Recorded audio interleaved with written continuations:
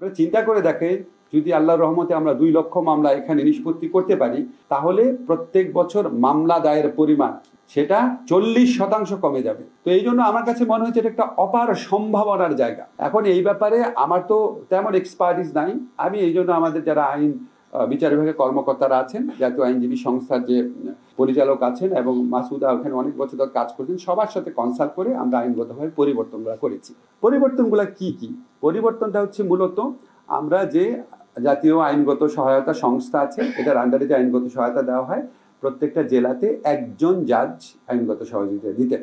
তা আমরা সেটাকে 3 জন জাজে পরিণত করছি। 2 জন হচ্ছে এক্সিস্টিং জাজ যারা কর্মরত আছেন, আরেকজন হচ্ছে অবসরপ্রাপ্ত জেলা এবং ডিস্ট্রিক্ট জাজ। কেন আমরা অবসরপ্রাপ্ত জেলা ডিস্ট্রিক্ট জাজরা আনলাম? কারণ ওনাদের সুদীর্ঘ অভিজ্ঞতা আছে, আর মানুষের একটা কনফিডেন্স আছে। মানুষ যদি মনে করে একজন অবসরপ্রাপ্ত জেলা এবং ডিস্ট্রিক্ট জাজ, জেলা এবং দায়রা জাজ আমার মামলাটা নিষ্পত্তি করে দিচ্ছে, ওনার একটা কনফিডেন্স ফিল করে।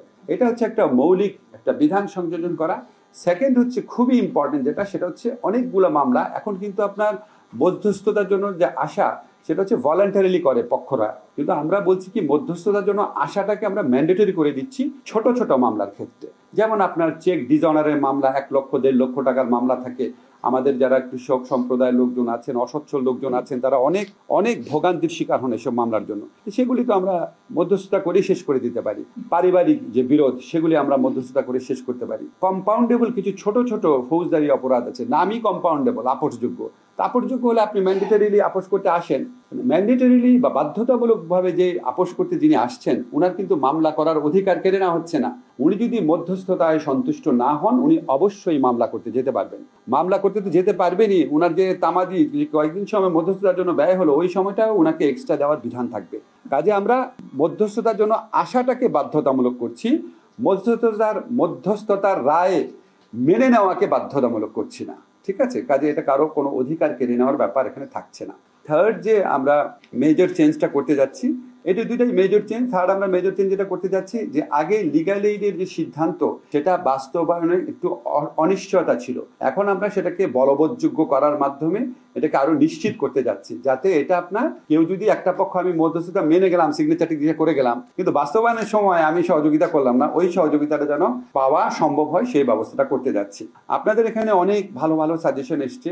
আমরা কিছু সাজেশন আমার খুব গুরুত্বপূর্ণ মনে হয়েছে। একটা হচ্ছে রেফারেল। আমার এখান থেকে আমি প্রয়োজনীয় যারা মানসিক স্বাস্থ্য বা ফিজিক্যাল স্বাস্থ্যের বা অন্যান্য সহযোগিতা দেয়, সেখানে রেফারেল করার বিধান সংযোজন করা।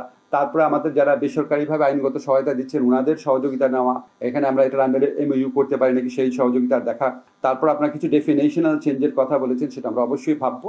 আমরা প্রত্যেকটা জিনিস নোট নিয়েছি, আমরা সেটার আলোকে পরিবর্তন করার চেষ্টা করব। আরেকটা কথা আপনাদের বলে রাখি, আমাদের ভবন সংকট রয়েছে, প্রযুক্তির সংকট রয়েছে। আমার একটা ব্যক্তিগত পলিসি হচ্ছে, আমি কোনো বিদেশি সংস্থার সাহায্য নিতে চাই না। আমাদের মধ্যে একটা প্রবণতা আছে যে আমরা নিজস্ব মানে সামর্থ্যের দিকে তাকাই না। সবসময় মনে আছে একটা প্রকল্প করে ফেলি, কিছু টাকা পয়সা নিয়ে আসি। দরকার নাই। বাংলাদেশ সরকার এত পুয়ার না, বাংলাদেশ সরকারের সম্পদের এত সীমাবদ্ধতা নাই। আমাদের সম্পদের মাধ্যমে এটা করা সম্ভব। আমাদের এই অভ্যাসটা পরিত্যাগ করতে হবে। কিছু হলে একটা প্রজেক্টের কাছে যাওয়া, ওনাদের কাছ থেকে আমরা পরামর্শ নেব, আমাদের ওনাদের কাছে কোনো টাকা নিতে চাই না।